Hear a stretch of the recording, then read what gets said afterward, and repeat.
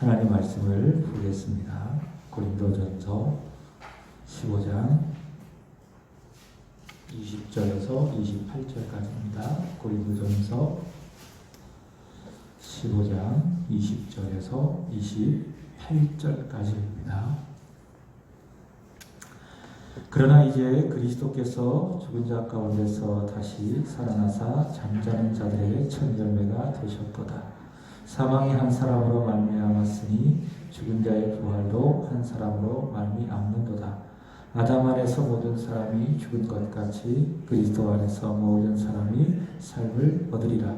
그러나 각각 자기 차례대로 되리니 먼저는 첫 열매인 그리스도요, 다음에는 그가 강림하실 때에 그리스도에게 속한 자요, 그 후에는 마지막이니 그가 모든 통치와 모든 권세와 능력을 멸하시고 나라를 아버지 하나님께 바칠 때라. 그가 모든 원수를 그 발 아래에 둘 때까지 반드시 왕노릇 하시리니 맨 나중에 멸망받을 원수는 사망이니라. 만물을 그의 발 아래에 두셨다 하셨으니 만물을 아래에 둔다 말씀하실 때에 만물을 그의 아래에 두시니가 그 중에 들지 아니한 것이 분명하도다. 만물을 그에게 복종하게 하실 때에는 아들 자신도 그때에 만물을 자기에게 복종하게 하신 이에게 복종하게 되리니 이는 하나님이 만유의 주로서 만유 안에 계시려 하십니다. 아멘. 우리 서로 인사하겠습니다. 우리는 주 안에서 행복한 사람입니다. 한 번 더 인사하겠습니다. 함께 예배함이 기쁨입니다. 늘 주 안에서 행복하시고 또 주 안에서 기뻐하시기 바랍니다. 우리가 예수 믿는 행복이 없다면, 기쁨이 없다면 이 세상을 어떻게 우리가 살아갈 수 있겠습니까? 세상의 모든 행복은, 모든 기쁨은 다 제한적입니다.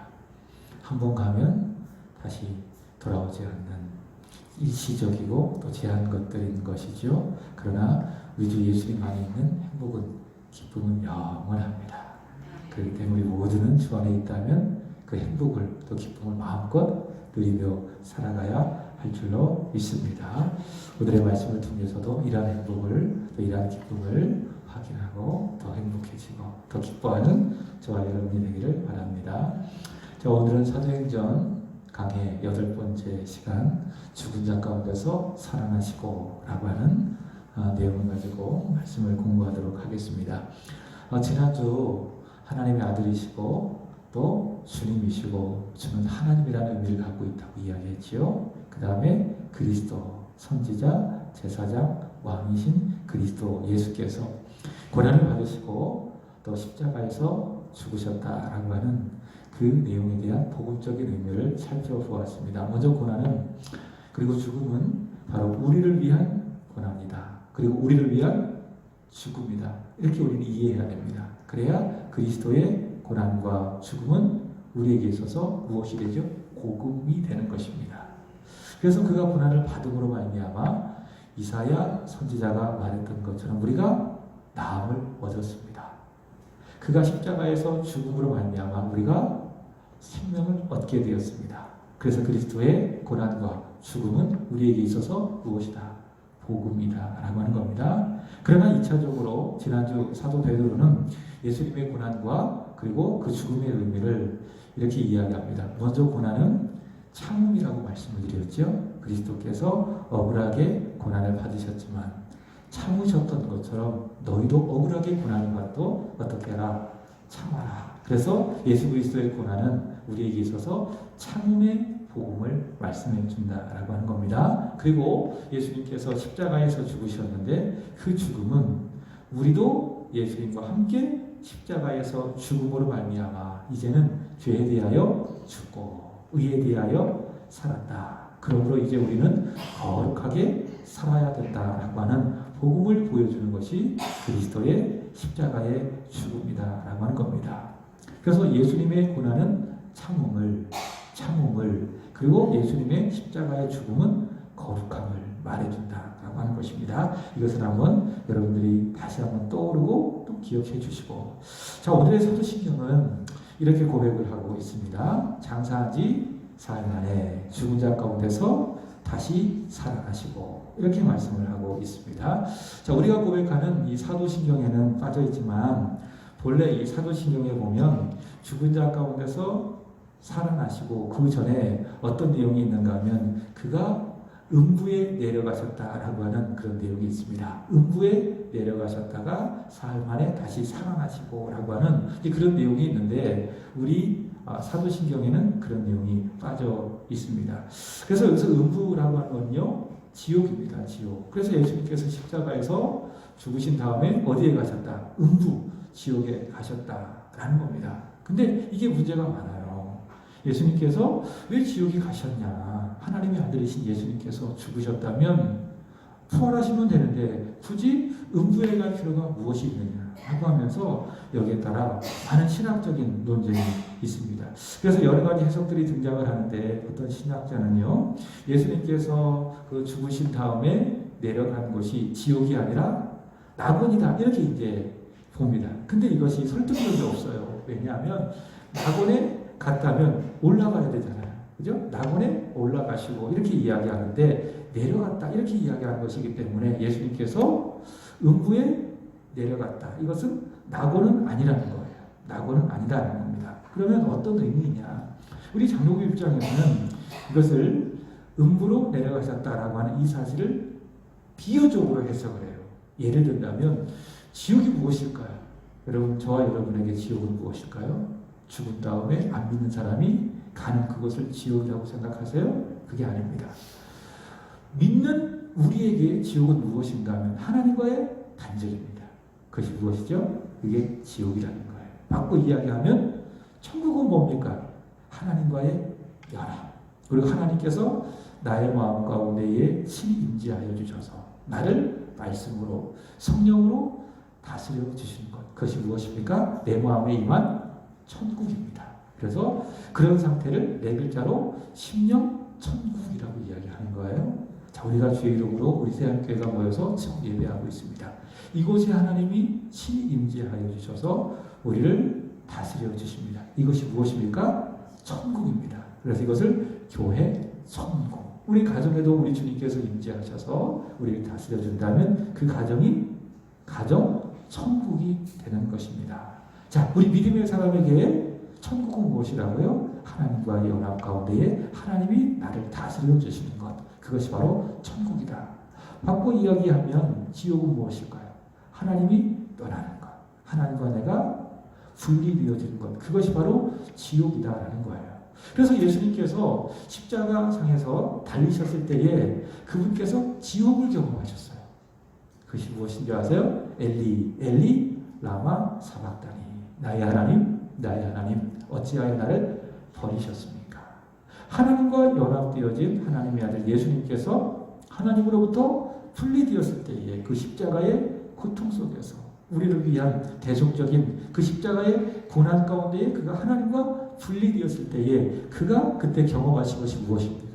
지옥이에요, 지옥. 하나님으로부터 버림받은 지옥. 죽음도 마찬가지라는 거예요. 그가 음부로 내려가셨다라고 하는 것은 그가 하나님과 분리되는 그 죽음을 맞이했다. 그래서 이것은 비유적인 의미이다. 그만큼 예수님께서 지옥과 같은 하나님과 분리되어지는 큰 고통을 받으셨다. 그것을 비유적으로 말하기를 그가 음부에 내려가셨다. 이렇게 우리는 해석을 하게 되는 겁니다. 자, 이 정도로만 알아두면 충분하다고 봅니다. 음부에 내려가셨다라고 하는 그 의미는. 자, 오늘은 예수님께서 죽은 자 가운데서 사흘 만에 부활하셨다라고 하는 것을 한번 말씀을 통해서 공부해 보도록 하겠습니다. 자, 먼저 신명기 21장 22절을 함께 읽어볼까요? 다 같이 읽어보겠습니다. 시작. 자, 사람이 만일 죽을 죄를 범함으로 그를 죽여 어디에 달거든? 나무 위에 달거든. 이것은 이제 율법에 있는 말씀인데 그 시대는 상당히 좀 엄격했던 것 같습니다. 그래서 사람들이 만약 죽으면 어디다가 달아요? 나무에다가 다른 경우가 있었대요. 신명기에 그렇게 있는 말씀이기도 한데 그 다음 말씀이 중요해요. 23절입니다. 시작. 그 시체를 나무 위에 밤새도록 두지 말고 그날에 장사하여 내 하나님 여호와께서 내게 기업으로 주시는 땅을 더럽히지 말라. 나무에 달린 자는 하나님께 저주를 받았음이니라. 자, 보세요. 나무에 달린 자는 누구로부터? 하나님으로부터 저주를 받았다라고 이야기를 합니다. 근데 사도 바울은요, 이 신명기 21장 23절의 이 말씀을 인용해서 예수님의 십자가의 사건을 보게 되는 거예요. 예수님께서 달리신 그 십자가를 나무라고 보고, 예수님께서 십자가에서 달리신 것은 하나님으로부터 저주를 받은 증거이다, 이렇게 이야기했어요. 갈라디아서 3장 13절입니다. 갈라디아서 3장 13절 시작. 그리스도께서 우리를 위하여 저주를 받은 바 되사 율법의 저주에서 우리를 속량하셨으니 기록된 바 나무에 달린 자마다 저주 아래에 있는 자라 하였음이라. 자, 예수님께서 십자가에서 우리를 대신해서 달리신 것은, 우리를 대신해서 달리신 것은 우리의 죄를 속량하려 하심인데, 예수님께서 나무에 달렸는데 예수님께서 그것은 하나님께 저주를 받으셨다라고 하는 것은 의미한다라고 하는 거예요. 자, 근데 만약에 예수님께서 이렇게 십자가에서 나무에서 달려서 죽음으로 말미암아 그걸로 다 끝이 났다면, 바꿔 이야기한다면, 그가 죽으신 다음에 부활하지 않았다면 어떤 결론이 나오는가 하면, 예수님은 어떤 분이십니까? 나무에 달려 저주를 받아 죽으신 분, 그렇게 끝나는 거예요. 그리고 역사적으로 보면 유대인들이 예수님을, 죄 없는 예수님을 억울하게 정치범으로 몰았죠. 그리고 하나님을 신성에 모독하는 사람이다, 종교적인 이유로, 그리고 정치적인 이유로 죄 없는 예수님을 십자가에서 죽게 했습니다. 근데 예수님께서 그렇게 십자가에서 죽게 한 다음에 예수님께서 살아나지 않았다면, 예수님께서 부활하지 않았다면 그의 죽음은 억울한 죽음으로 끝나는 것이지, 저와 여러분의 죄를 대속하기 위한 대속적인 죽음은 안 된다는 거예요. 무엇이 없다면? 부활이 없다면. 그만큼 부활은 중요하다. 부활하지 않았다면 예수님은 하나님께 저주를 받은 사람, 두 번째로는 억울하게 죽임을 당한 사람으로 끝난다는 거예요. 그러나 예수님께서 십자가에서 달려 죽으셨으나 다시 살아나심으로 말미암아 그의 죽음은 하나님께 저주받은 죽음이 아니라, 또 정치범으로서 또 종교적인 죄로 억울하게 당한 죽음이 아니라 어떤 죽음이다? 그를 믿는 저와 여러분의 죄를 구원하시기 위한, 죄를 속해 주시기 위한 대속적인 죽음으로 무엇을 통해서? 부활을 통해서 확인되고 증명되었다라고 하는 것입니다. 그래서 이 부활이 참 중요하다. 그래서 사도행전 2장 36절에 이렇게 이야기해요. 같이 시작. 그런즉 이스라엘 온 집은 확실히 알지니 너희가 이 십자가에 못 박은 이 예수를 하나님이 주와 그리스도가 되게 하셨느니라. 자, 사람들은 예수님을 십자가에 달려 죽게 했지만, 그러나 하나님이 그를 죽은 자 가운데서 살리심으로 말미암아 그를, 우리의 죄를 속해 주시는, 우리의 죄를 해결해 주시는 주님으로, 그리고 그리스도로 세워주셨다는 거예요. 부활이 바로, 예수님은 주님이십니다. 예수님은 우리를 죄로부터 구원할 그리스도이십니다 라는 것을 증거하는 것이 무엇이다? 그리스도의 부활이다 라고 하는 것입니다.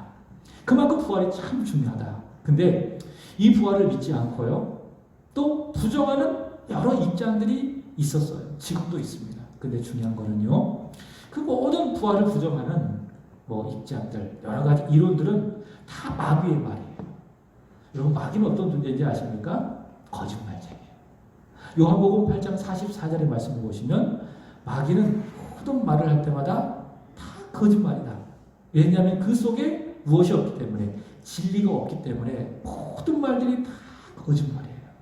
그러나 우리 예수님은 그렇지 않죠. 그분은 의로우신 분, 바꿔 이야기한다면 거짓이 없으신 분, 그분은 진리. 그래서 그분의 입에서 나온 모든 말씀은 다 무엇입니까? 진실하고 정직하고 거짓이 없고 참된 진리의 말씀이다. 그리고 그 말씀을 믿으면 우리가 구원을 받게 되는 것이에요. 그러나 마귀는 그렇지 않다. 마귀 하는 모든 말들은 다 거짓말이다. 그래서 부활이 없다, 부활을 믿지 않는 모든 말들은 다 누구 말이라고요? 마귀의 거짓말이다 라고 하는 겁니다. 그래서 이 마귀는 예수님의 부활을 부인하고 부정하기 위해서 많은 이론들을, 많은 가설들을 소개했어요. 대표적으로 세 가지만 소개하려고 합니다. 얼마 전에 제가 마태복음 28장의 말씀을 새벽에 설교하면서 전했던 기억이 있는데 대표적으로 세 가지입니다. 첫 번째로는 따라서 볼까요? 기절설입니다. 기절설. 기절설이 뭘까요? 예수님께서 십자가에서 죽지 않았다. 그 십자가의 고통이 너무 극심해서 잠시 기절했다 그 말이에요. 너무 고통이 큰 나머지 일시적으로 기절했다. 이거 뭡니까? 참입니까? 거짓입니까? 거짓말. 참말이 아니라 거짓말이라는 겁니다. 자, 성경을 보시면 마태복음 27장 50절입니다. 자, 시작. 예수께서 다시 크게 소리 지르시고 영혼이 떠나시니라. 여러분 죽음이 무엇일까요? 영혼과 육신이 이렇게 분리되는 것을 죽음이라고 이야기합니다. 그래서 예수님께서 십자가에서 달리셨을 때에 크게 소리를 지르시고 난 다음에 그 영혼이 떠나가셨다. 바꿔 이야기한다면 예수님께서 십자가에서 죽으셨다. 기절한 게 아니라는 거예요. 그 다음에 요한복음 19장 31절에서 34절입니다. 시작. 이날은 준비일이라 유대인들은 그 안식일이 큰 날이므로 그 안식일에 시체들을 십자가에 두지 아니하려 하여 빌라도에게 그들의 다리를 꺾고 시체를 치워달라 하니. 자, 이날이 언제인가 하면 예수님께서 십자가에서 못 박히신 첫날인데 금요일입니다. 그 다음 날이 안식일이기 때문에 유대인들은 이 안식일에 하나님께 저주를 받아서 십자가에 달려있는 그 사람을 달아두기를 원치 않았습니다. 그래서 빌라도에게 가서 저주받은 저 사람들을 치워주세요 요청을 합니다. 그래서 이 로마의 군병들은 그 십자가에서 달려 있는 사람이 죽었는지 안 죽었는지 확인하는 방법 중 하나가 무엇인가 하면 다리를 꺾는 것이었습니다. 다리를 꺾는 것이었습니다. 그래서 이제 다리를 꺾어서 죽음도 죽지 않았음을 확인하게 되는 것이고, 만약에 살아있으면 다리를 딱 꺾으면 통증을 호소할 것 아니겠습니까? 그럼 어떻게 합니까? 거기서 죽이는 거예요. 이 32절 보겠습니다. 군인들이 가서 예수와 함께 못 박힌 첫째 사람과 또 그 다른 사람의 다리를 꺾고 확인하는 거예요. 그 다음에 33절 시작. 예수께 이르러서는 이미 죽으신 것을 보고 다리를 꺾지 아니하고. 예수님께서 어떻게 되셨다고요? 기절한 것이 아니라 이미 죽으신 것을 확인했다. 그리고 다리를 꺾지 않았다라는 겁니다. 자, 그 다음에 34절 보세요. 시작. 그 중에 한 군인이 창으로 옆구리를 찌르니 곧 피와 물이 나오더라. 그죠? 너무나도 분명하게 죽으신 예수님의 그 옆구리를 푹 찌르니까 거기로부터 피와 물이 나왔다. 그러니까 예수님께서는 십자가에서 기절하신 것이 아니라 확실하게 죽으셨다 그 말이에요. 성경이 이렇게 이야기를 하고 있습니다. 기절한 것이 아니라 죽으셨다. 자, 두 번째로는 도적설입니다. 도적설. 참일까요? 거짓일까요? 거짓말입니다. 이것은 어떤 이론인가 하면 예수님께서 십자가에서 죽으시자 제자들이 그 시체를 훔쳐갔다는 말입니다. 왜 그렇게 했는가 하면 기절설과 함께 이 도적설에 의하면 예수님께서 십자가에서 죽으시기 전부터 제자들에게 내가 십자가에서 죽었지만 다시 살아날 것이다 라고 얘기를 했지 않습니까? 그것을 기억하고 그 제자들이 십자가에서 죽으신 그 예수님의 그 시체를 원래 이렇게 도적질해서 이후에 예수님 부활해서 딱 이렇게 헛소문을 퍼뜨렸다라고 하는 입장이 무엇입니까? 그것이 바로 도적설이에요. 도적설이라는 겁니다. 자, 이것은 예수님을 죽였던 대제사장들과 바리새인들의 생각에서 나온 입장입니다. 자, 그들이 빌라도에게 전한 말입니다. 마태복음 27장 63절, 64절입니다. 시작. 주여, 저 속이던 자가 살아있을 때에 말하되 내가 사흘 후에 다시 살아나리라 한 것을 우리가 기억하노니. 그 다음 64절. 그러므로 명령하여 그 무덤을 사흘까지 굳게 지키게 하소서. 그의 제자들이 와서 시체를 도둑질하여 가고 백성에게 말하되 그가 죽은 자 가운데서 살아났다 하면 후의 속임이 전보다 더 클까 하나이다 하니. 어떤 의미인지 아시겠죠? 바로 이거라는 거예요. 죽었지만 그 죽은 예수님의 시체를 도둑질해 가서 제자들이 예수님은 부활했다, 예수님은 살아났다라고 헛소문을 퍼뜨렸다. 그래서 예수님은 부활하신 것이 아니라 죽었다. 이렇게 부활을 부정하는 입장입니다. 자, 그 다음에 세 번째로는 환상설입니다. 환상설은 무엇인가 하면 참일까요? 거짓일까요? 일단 거짓말. 예수님이 죽으셨어요. 근데 이 제자들이 예수님을 너무 보고 싶어하고 너무 사모한 나머지 환상 가운데 예수님을 봤다는 거예요. 그리고 마치 예수님이 살아난 것처럼 소문을 퍼뜨렸다는 거예요. 여러분 그렇지 않습니까? 내가 너무 사랑하는 사람이 갑자기 세상을 떠나면 어때요? 그 사람을 생각하고 그리워하면 마치 그 사람이 있는 것처럼 실제적으로 보일 때가 있잖아요. 우리 뭐 그런 경우는 거의 없겠죠? 근데 그런 경우가 종종 있습니다. 그러니까 제자들이 그런 경험을 했다는 거예요. 너무 예수님을 보고 싶어 하니까는 예수님이 환상 가운데 나타나셨고 그것을 마치 사실적으로 본 것처럼 예수님이 부활하셨다고 퍼뜨린 이 이론을 환상설 또는 가현설이라고 이야기합니다. 자, 이 모든 것들은요, 기절설, 도적설, 그 다음에 환상설 다 뭡니까? 마귀의 거짓말이라고 하는 거예요. 2012년도 이 통일교회 교주가 있습니다. 통일교회 교주가 누군가 하면 문성명입니다. 문성명이 죽었습니다. 근데 통일교도요, 성경을 가지고 그 종교가 존재를 해요. 희한하죠? 이단들이 성경 외에 다른 이야기를 가지고 존재하는 게 아니에요. 이만희도 성경 가지고 이야기하는 거예요. 근데 그 성경의 해석을 자의적으로 하고 역사적으로 근거해온 그런 해석으로 하는 것이 아니라 자기 입맛에 맞추어서 자기 생각에 따라 성경을 잘못 해석하다가 보니까는 이단이 나오고 사이비가 나오는 거예요. 그래서 우리 믿음의 사람들은 이런 교리적인 공부를 잘 해야 됩니다.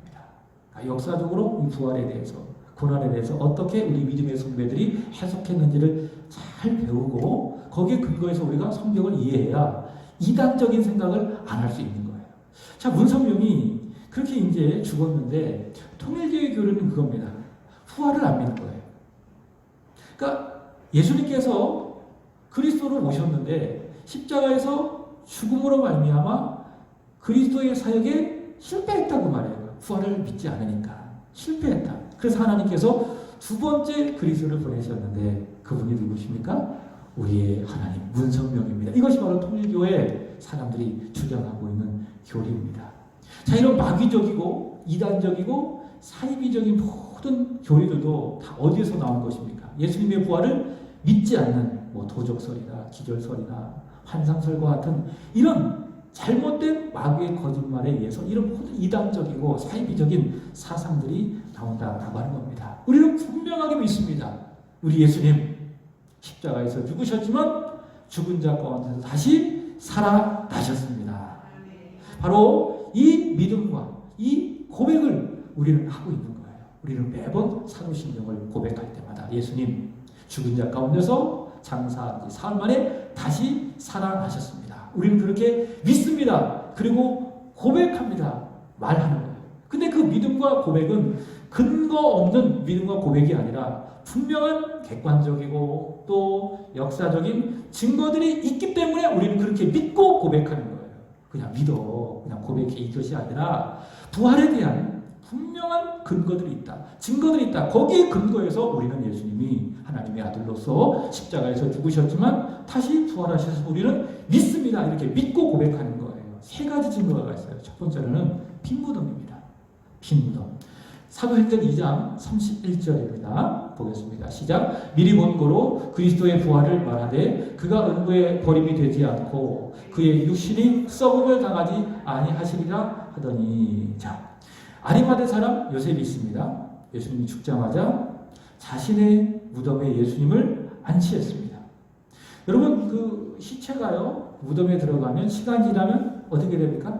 썩어요. 시체가 썩습니다. 근데 여기 말씀대로 그가 썩음을 당하지 않았다 이렇게 이야기하고 있습니다. 썩음을 당하지 아니하고 부활하셨다. 그가 죽으셨지만 썩지 않고 부활하셨다. 그래서 그가 썩지 않고 부활하셨다라고 하는 것을 말하고 있는 것이 증거가 무엇인가 하면 예수님의 빈무덤이라는 거예요. 빈무덤. 그래서 지금에도 이스라엘에 가보면 예수님의 무덤으로 수정되는 것이 있습니다. 거기에는 예수님의 시신이 없어요. 시신의 증거도 없어요. 왜? 부활하셨기 때문에. 그래서 예수 그리스도의 빈 무덤은 무엇을 증명합니까? 무엇을 증거합니까? 예수님은 역사 속에서 객관적으로 죽은 자 가운데서 다시 살아나셨다라는 그 사실을 증거하는 첫 번째가 무엇이다? 예수님의 빈 무덤이라는 거예요. 자, 예수님께서 부활하셨을 때에도 천사가 말을 했죠. 마태복음 28장 6절입니다. 시작. 그가 여기 계시지 않고 그가 말씀하시던 대로 살아나셨느니라. 와서 그가 누우셨던 곳을 보라. 자, 그가 누우셨던 곳이 무엇입니까? 예수님의 무덤이라는 말이에요. 무덤. 그가 누우셨던 곳 빈 무덤을 보라. 빈 무덤이 무엇이냐? 말씀하신 대로 살아나신 부활의 증거입니다. 라고 하는 거예요. 그 다음에 두 번째로는 증인들입니다. 증인들. 여기서 말하는 증인들이라고 하는 것은 한 사람이 아닙니다. 두 사람 이상의 복수의 증인들을 말하는 것입니다. 부활을 주제로 말하고 있는 고린도전서 15장, 오늘 본문도 그렇지만 고린도전서 15장 5절부터 8절까지 말씀을 보면 이렇게 이야기합니다. 자, 5절 시작. 게바에게 보이시고. 자, 첫 번째 누구에게 보이셨어요? 게바라고 하는 것은 베드로를 말하는 겁니다. 부활하시고 난 다음에 처음에 베드로에게 보여주시고 그 후에 누구에게? 12제자에게 동시에 보여줬어요. 한 사람에게 딱 보여줬다면 그 사람의 말을 확인하기가 참 어려워요. 자기 주관적으로 예수님의 부활을 말할 수 있잖아요. 근데 게바에게 보이시고 난 다음에 12제자에게 한순간에 딱 보여주신 거예요. 그래서 어느 누구도 부정하지 못하도록. 자, 그리고 6절 보시면 시작. 그 후에 500여 형제에게 일시에 보이셨나니. 그죠? 500여 사람에게 한순간에 다 보여주셨다. 그래서 500여 형제들이 예수님은 부활하셨습니다. 이렇게 확실하게 믿게 되었다. 자, 그 중에는 지금까지 대다수 살아있고 어떤 사람은 잠들었다. 죽었다. 참 신비하죠? 죽었다 이렇게 이야기하지 않냐고 잠들었다 이야기하니까 부활을 믿은 사람은 죽어도 그게 죽음이 아니에요. 무엇입니까? 자는 거예요. 예. 왜냐하면 예수께서 부활하심으로 말미암아 우리에게 찾아온 죄와 죽음이 사라졌기 때문에 예수 믿는 사람은 죽으면 죽는 것이 아니라 뭡니까? 자는 거예요. 요즘에 이제 그 사도행전 7장에 스데반의 설교를 오늘부터 시작을 했는데 오늘까지 해서 5번에 걸쳐서 이제 전하게 될 것입니다. 스데반이 복음을 전합니다. 구약의 역사를 배경으로 해서 결론은 예수를 믿어라. 이렇게 이제 복음을 전하는데 그 복음을 전하자마자 믿었을까요? 안 믿을까요? 안 믿었죠. 그래서 스데반을 돌로 쳐서 죽입니다. 근데 성경을 보면 스데반이 죽었다 이야기하지 않냐고 뭐라고 이야기합니까? 잤다 이렇게 이야기합니다. 그러니까 예수 안에서 부활을 믿는 믿음의 사람의 죽음은 죽음이 아니라 무엇입니까? 자는 거예요. 자는 거예요. 그래서 언제 깨어납니까? 주님 이 세상에 다시 오시면 잠에서 깨어나는 거예요. 그래서 있다고 하긴 하겠지만 예수님과 같은 부활의 몸을 가지고 우리도 호리호리 변화해서 창세전에 우리를 위해서 예비하신 하나님의 나라 어린 양의 혼인잔치에 들어가서 그와 함께 영원토록 살게 되는 거예요. 그것이 바로 우리가 가지고 있는 부활로 인한 소망인데, 자 어쨌든 그렇습니다. 500여 형제에게 일시에 보여주시고 그 사람들은 대다수 살아있고 어떤 사람은 잠들었다 그렇게 이야기를 하고 있습니다. 그리고 누구에게까지 보였는가 하면 18절 보시면 15장 8절 맨 나중에 만삭되지 못하여 난 나 같은 내게도 보이셨느냐. 여기서 누구를 말하는 거죠? 바울. 여러분 제가 지난주에 말씀드린 것처럼 바울은 십자가 사건을 목격했어요? 목격하지 않았어요? 직접 목격하지는 않았어요. 그러나 예수 믿고 부활의 주님을 만나고 성령을 받으니 십자가의 사건을 자신의 삶 속에서 일어난 현재적인 사건으로 재해석했다고 이야기했죠. 그래서 그가 말하기를 내가 그리스도와 함께 십자가에 못 박혔나니 그런즉 이제는 내 안에 내가 산 것이 아니요 그리스도께서 사시는 것이라. 자, 부활을 그는 십자가의 사건을 직접 목격하지는 않았지만 그러나 부활하신 주님을 직접 뵀어요. 언제 뵀을까요? 다메섹 도상에서. 다메섹 도상에서 그는 부활하신 예수님을 직접 뵈었습니다. 자, 이렇게 십자가 사건 다음에 다시 부활하신 예수님을 본 증인들이 바로 예수님께서 부활하셨다라고 하는 증거입니다. 자, 마지막으로 가장 확실한 증거입니다. 그것은 무엇인가 하면 따라서 봅니다. 하나님의 말씀. 하나님의 말씀이 예수께서 부활하셨다라고 하는 가장 확실한 증거이다. 첫 번째 빈 무덤, 두 번째 증인들. 그러나 빈 무덤보다 그리고 증인들의 증언보다 하나님의 말씀이 예수께서 죽으셨지만 다시 살아나셨다라고 하는 가장 확실한 증거이다라고 하는 것이에요. 첫 번째로는 구약 성경 하나님의 말씀이 예수께서 부활하셨음을 말하고 있습니다. 고린도전서 15장 3절입니다. 자, 시작. 내가 받은 것을 먼저 너희에게 전하였노니 이는 성경대로 그리스도께서 우리 죄를 위하여 죽으시고, 여기서 말하는 성경은 신약일까요? 구약일까요? 구약입니다. 그죠? 그러니까 구약 성경을 펼치니까, 구약 성경을 해석하니까는 누가 나왔어요? 그리스도가 나왔어요. 그리고 그리스도께서 우리 죄를 위하여 십자가에서 죽으신다라는 사실이 나왔어요. 그게 구약 성경이에요. 그 다음에 4절 보겠습니다. 시작. 장사 지낸 바 되셨다가 성경대로 사흘 만에 다시 살아나사. 역시 성경은, 구약 성경은 예수께서 죽으셨지만 다시 살아날 것을 증언, 그리고 증거하고 있다라고 하는 것입니다. 여러분, 구약 성경 하나님의 말씀임을 믿으십니까? 아멘이시지요? 신약뿐만이 아니라 구약 39권도 역시 우리에게 주시는 하나님의 말씀이고, 그 구약 성경이 예수 그리스도께서 죽은 자 가운데서 다시 살아나셨다, 부활을 증명하고 있다는 거예요. 두 번째로는 예수님의 말씀이에요. 예수님 자신의 말씀입니다. 예수님 하나님의 말씀입니다. 마태복음 28장 6절입니다. 시작. 그가 여기 계시지 않고 그가 말씀하시던 대로 살아나셨느니라. 보세요. 그가, 예수님께서 말씀하시던 대로 그가 어떻게 하셨다? 살아나셨다는 거예요. 그러니까 예수님의 말씀이 예수님의 부활을 증명한다는 거예요. 그 다음에 세 번째로는 성령으로 전한 사도들의 말씀입니다. 여러분, 목회자가, 설교자가 이 강단에서 하나님의 말씀을 선포할 때에 그것은 하나님의 말씀입니까? 아닙니까? 하나님의 말씀입니다. 그래서 종교개혁자 루터는 설교자가, 목사가 성경을 가지고 해석한다면 그것은 하나님의 말씀이다라고 이야기했습니다. 그래서 목회자는, 설교자는 성경에 근거한 내용을 가지고 말씀을 전해야 되는 거예요. 그래야 그것이 설교가 되는 것이고 하나님의 말씀이 되는 것입니다. 사도들도 마찬가지죠. 사도행전 2장에 가보면 오순절에 성령의 충만함을 받은 사도들 성령 충만함 가운데에 그들이 하나님의 말씀을 전합니다. 사도행전 3장 15절 하나님의 말씀 시작. 생명의 주를 죽였도다. 그러나 하나님이 죽은 자 가운데서 그를 살리셨으니 우리가 이 일의 증인이라. 그죠? 누가 말한 거예요? 사도들이. 너희가 생명의 주를 죽였지만 그러나 하나님이 죽은 자 가운데서 예수를 살리셨다. 자, 사도들이 전한 하나님의 말씀이 예수님께서 부활하셨다라는 것을 증거, 그리고 증명하고 있다라고 하는 거예요. 자, 이렇게 빈무덤, 그리고 증인들, 하나님의 말씀, 이 모든 것들이 하나님의 아들이신 예수님께서 죽은 자 가운데서 다시 살아나셨다. 그분은 기절한 것도 아니고, 또 그의 시체가 도적질 당한 것도 아니고, 또 환상을 통해서 나타난 것도 아니고, 분명히 역사 속에서 예수님은 죽은 자 가운데서 다시 살아나셨다는 것을, 이런 증거들이 증언하고 있습니다. 자, 본문으로 돌아가 볼게요. 자, 고린도전서 15장은요 부활장입니다. 부활장입니다. 고린도전서 13장은 사랑장, 12장은 은사장. 하나의 주제를 가지고 그렇게 이야기합니다. 13장은 사랑, 12장은 은사, 15장은 부활. 그러니까 부활이라고 하는 주제로 사도 바울이 고린도전서 15장에서 복음을 말하는데, 부활이라는 건 뭐냐면 죽은 자가 살아나는 것을 부활이라고 이야기합니다. 근데 고린도전서 15장에서 사도 바울이 말하는 부활의 개념은 두 가지 개념이에요. 첫 번째로는 죽은 자의 부활이에요.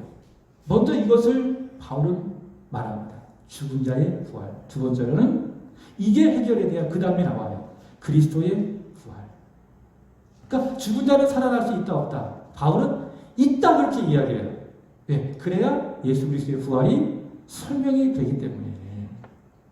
구약 성경을 보면 죽은 자가 부활했다는 내용이 있습니까? 없습니까? 있습니다. 예를 든다면 열왕기상 11장에 가보면 선지자 엘리사가 사르밧 과부의 죽은 아들을 살립니다. 그리고 열왕기하 4장에 가보면 엘리사가 수넴 여인의 죽은 아들을 살리는 것을 볼 수가 있습니다. 그러니까 죽은 자도 살아난다? 맞아요. 신약도 마찬가지죠. 예수님께서도 죽은 자를 살리셨습니다. 마가복음 5장 22절 이하의 말씀을 보시면 해당장 야이로의 딸을 살려주셨어요. 그리고 대표적으로 요한복음 11장에 가보면 예수님께서 죽은 나사로를 살려주셨어요. 그래서 성경은 죽은 자의 부활이 있다 없다? 있다라고 이야기해요. 분명히 이야기합니다. 그리고 더 나아가서 죽은 자의 부활은요, 복음적인 관점으로 이야기하는 거예요. 그것은 예표예요. 그림자예요. 그러니까 예수님께서 죽은 자 가운데서 다시 살아날 것이다 라고 하는 그 복음을 말하기 위해서 구약의 수냄 여인의 아들이라든지 사르밧 과부의 아들이 살아난 거예요. 그리고 죽은 나사로가 살아난 것도 마찬가지예요. 단지 그 사람을 예수님께서 살리셔서 죽음을 이기게 하신 그런 차원으로 끝나는 것이 아니라 이렇게 죽은 자가 살아나는 것처럼 하나님의 아들 예수님도 살아날 것을 바로 그 죽음을 통해서 예수님께서 보여주시는 것이다 라는 것입니다. 그래서 사도 바울은 고린도전서 15장에서 부활을 말하면서 첫 번째 죽은 자는 부활한다 라고 말하면서 그 다음에서 자연스럽게 어디로 이어집니까? 그리스도께서도 죽으셨지만 다시 살아나셨다 라고 말을 하는 거예요. 자, 본문 보세요. 13절 보시겠습니다. 13절. 자, 읽어보겠습니다. 본문 13절.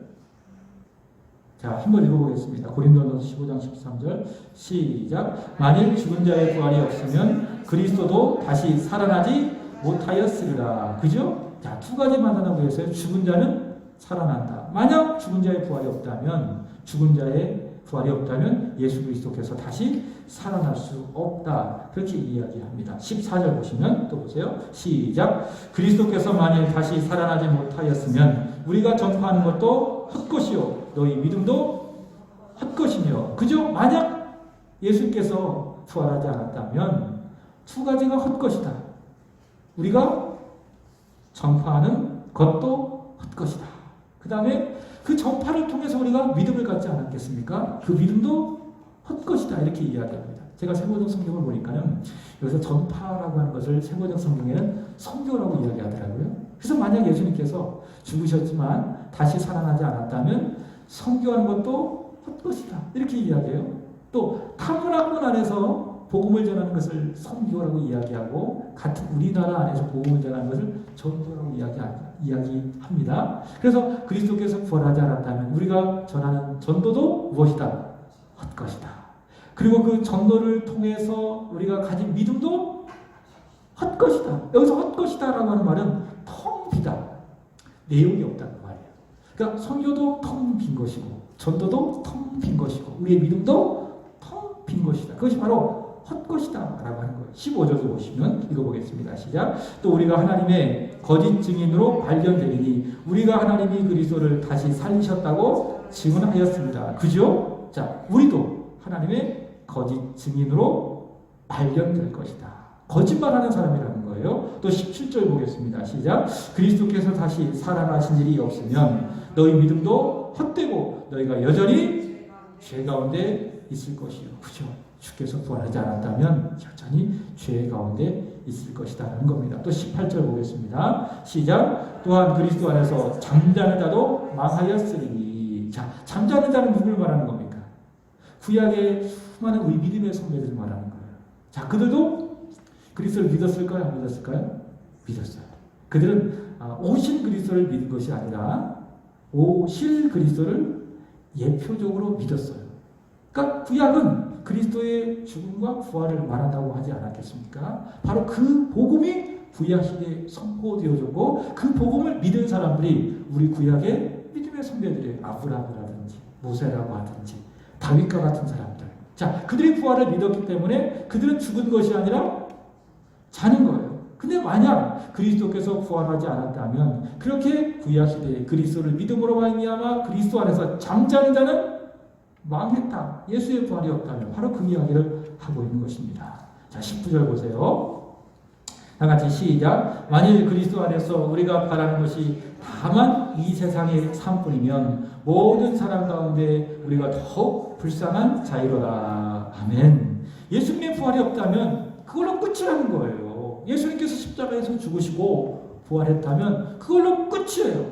그럼 우리가 그리스도를 믿는 우리는 이 세상의 삶으로만 끝나는 것이고 그렇다면 우리는 모든 사람들 가운데에 가장 어떤 사람이라? 불쌍한 사람이라는 거예요. 불쌍한 사람. 그죠? 저기 배고프고 또 돈 없고 가난하고 그런 사람 보면 불쌍한 사람들이라는 거잖아요. 그죠? 바로 그런 사람보다 더 불쌍한 사람들이 누구냐? 예수 믿는 사람들이라는 거예요. 바꿔 이야기한다면 우리가 예수의 부활을 믿기 때문에 우리는 어떤 사람입니까? 이 세상에서 가장 행복한 사람, 가장 행복한 사람. 그래서 주일날 찬양을 불렀잖아요. 행복, 화려하지 않아도 멋진 삶이 없어도 우리는 행복한 사람, 행복한 사람. 우리는 가장 행복한 사람이라는 거예요. 왜? 부활했기 때문에. 우리를 부활을 믿는 믿음이 있기 때문에. 예수께서 죽은 자 가운데서 다시 살아나심으로 말미암아 우리가 전하는 전도, 선교 가치가 있습니다. 우리가 있는 믿음, 보석과도 같은 거예요. 베드로가 말하는 것처럼 고배가 되는 거죠. 그리고 죄의 문제가 해결됐어요. 그래서 오늘 내가 죄를 지었다 할지라도 예수의 이름 붙들고 보혈 의지하며 기도하면 하나님께서 죄 용서해 주시는 거예요. 왜? 부활이 있기 때문에. 그리고 우리는 무엇보다도 이 세상에서 가장 불행한 사람이 아니라, 가장 불쌍한 사람이 아니라 어떤 사람? 가장 행복한 사람, 가장 행복한 사람이 우리라는 거예요. 왜? 주님 나를 위해서 죽으셨다가 다시 부활하셨기 때문에. 자, 오늘 본문을 보면 우리가 가장 행복한 이유를 또 말해요. 마지막인데 결론적으로 22절입니다. 보겠습니다. 시작. 아담 안에서 모든 사람이 죽은 것 같이 그리스도 안에서 모든 사람이 삶을 얻으리라. 모든 사람이 삶을 얻는다. 이 말은 어떤 의미를 가지고 있는가 하면 이 부활장의 결론이기도 한데, 예수님께서 십자가에서 죽으셨지만 부활하시고 난 다음에 예수님의 몸은 신령한 몸이었습니다. 그래서 시간을 또 공간을 초월하는 아주 신령한 몸이 예수님께서 십자가에서 죽으셨지만 다시 살아나신 부활의 몸이에요. 그래서 그 몸이 부활하셨기 때문에 예수님께서 다음 주에 살펴보겠지만 구름을 타고 하늘로 승천하신 거예요. 근데 예수님께서 그렇게 신령한 몸을 가지고 부활하신 것은 단지 예수님에게만 적용되는 게 아니라는 거예요. 누구에게도. 그를 믿는 우리에게도 동일하게 적용되는 것이 바로 예수님의 부활의 신령한 몸이다. 그래서 사도 바울은 말하기를 예수님은 누구냐? 부활의 첫 열매가 되는 거예요. 그래서 우리도 예수님처럼 똑같이 부활의 몸으로 변화된다라고 하는 겁니다. 언제? 예수님께서 이 세상에 다시 오실 때에. 이런 관점이 있기 때문에 사도 바울이 말한 것이 있죠. 우리의 겉사람은 부패하지만 우리의 속사람은 날로 새로워진다. 계속 시간이 가면 갈수록 우리의 겉사람은 늙어가고 또 여기저기 아프고 차 못하면은 아이고 술 계속 하잖아요.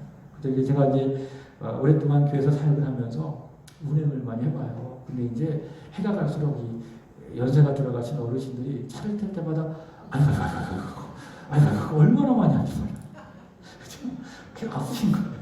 차를 타면서 아이고 그렇죠? 이게 상당히 좀 안쓰러운데 우리 몸이 그렇다는 거죠. 시간이 가면 갈수록 이게 자꾸 늙어지고. 제가 이제 노예 갔는데 이제 거기가 제가 예전에 사역했던 그런 교회인데 저를 보고 그러시더라고요. 왜 이렇게 살이 빠졌냐고. 그 주름이 더 깊어졌다는 거예요.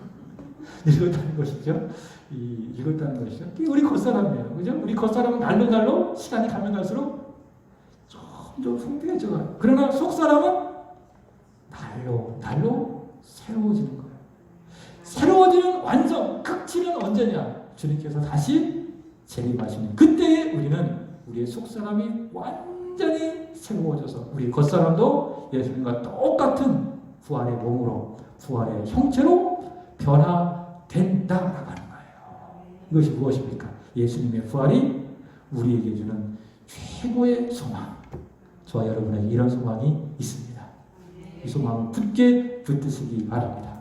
이 소망 때문에 저와 여러분은, 우리 세안의 모든 성도들은 어떤 사람? 이 세상에서 가장 행복한 사람. 우리 서로 인사하겠습니다. 집사님은, 권사님은 이 세상에서 가장 행복한 분이십니다. 자, 기도하겠습니다. 하나님 아버지, 주님의 부활이 있기에 우리의 전도도 의미 있고 우리가 하는 선교도 가치가 있고 우리의 믿음도 보배롭고 우리는 여전히 죄 가운데 아니라 의로우신 주님의 은혜 안에 있는 줄로 믿습니다. 무엇보다도 우리도 예수님처럼 부활의 형체를 가지고 새롭게 변화될 것이라고 하는 가장 확실한 소망이 주님의 부활을 통해서 우리가 확인합니다. 그 사실을 알기에 우리는 이 세상에서 가장 불행한 사람이 아니라, 가장 불쌍한 사람이 아니라, 우리는 가진 것이 없어도, 비록 우리 육신은 고달프고 또 어렵고 우리의 삶은 곤궁해도 우리는 그럼에도 불구하고 이 세상에서 가장 행복한 사람인 줄로 믿습니다. 이 소망 가운데 누려지는 행복을 누리며 부활을 증거하며 살아가는 부활의 증인들이 되게 하여 주옵소서.